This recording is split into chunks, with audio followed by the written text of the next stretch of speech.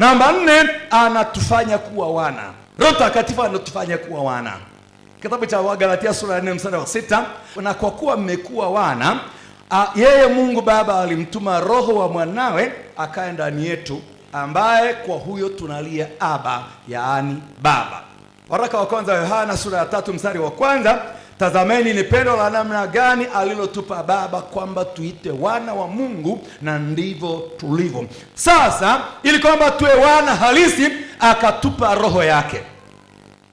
Vile ambavyo sisi akina baba na akina mama, watoto tunaowazaa wanafanana na sisi sura, wanafanana na sisi tabia, wanafanana na sisi, yani mambo mengi tu. Ukimwangalia macho yake, pua yake, uso wake, anafanana na baba yake au mama yake. Mungu na yeye katika tendo la kutuzaa mara ya pili akatupa Roho yake ili tufanane na yeye.